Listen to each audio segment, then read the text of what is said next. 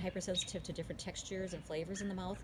You also want to be aware of that and make sure that you do those environmental modifications, provide the things that the child needs, um, and avoid the things that they can't tolerate.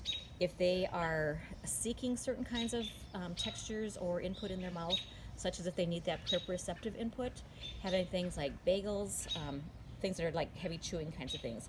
So bagels, gum, celery, maybe even like Cheetos that have more of a crunch kind of a thing. You can do a lot of like whistles and um, so blowing whistles is also good to have more of that kind of like the blowing um, kind of that puckering kind of thing in their mouth. You could have other things um, like even having like glurch. It's basically a combination of glue and starch, and have them like take a straw and blow bubbles into that, or even blowing bubbles with a bubble blower, or blowing bubbles into their milk and or different kinds of foods and stuff, and actually even just seeing if they can make bubbles in that. Again, you want to consider if you want to be playing with food or not in that environment. Sometimes the children might even be craving a lot of very spicy and really strong flavored kinds of things. So if that's the case, you might provide a lot of like the warhead type of really sour candies or soured flavors. It could be that they need really spicy kinds of things. But again, you want to do a lot of that detective work right up front. And as you're seeing the child, you want to continue to do that over time to find out what are the things that this child really needs to have and what are the things that the child needs to avoid.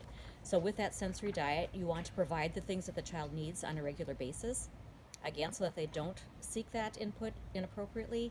And then if they are very sensitive to some of those things, you want to try to avoid those different um, um, sensory stimuli in their environment, whether it's, again, the sound or the texture or the um, flavors, smells, things like that.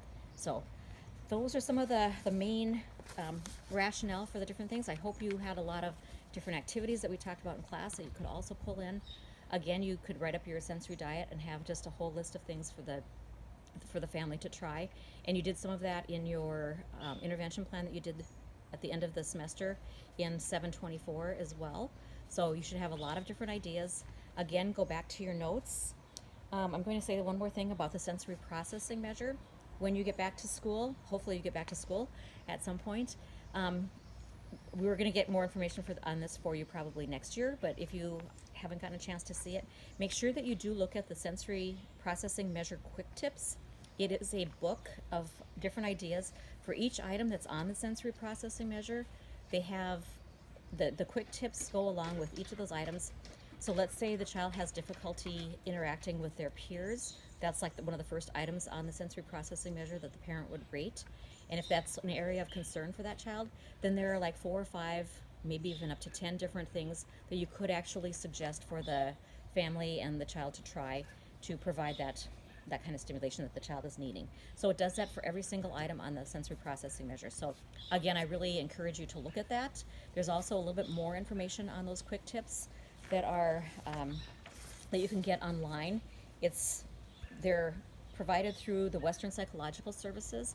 So you can go to, I think it's WPS.com. You'd have to look it up, but it is Western Psychological Services. And then look up the SPM quick tips and see if there are any there will just be samples on that, but that is something that you might want to consider looking at and see if that's something that if you are practicing in peds in the future, that might be something that you'd actually want to be looking at for your place of employment. Again, I feel like I'm kind of doing a commercial here, but I did a research project with that tool, and it was really helpful, and we saw a lot of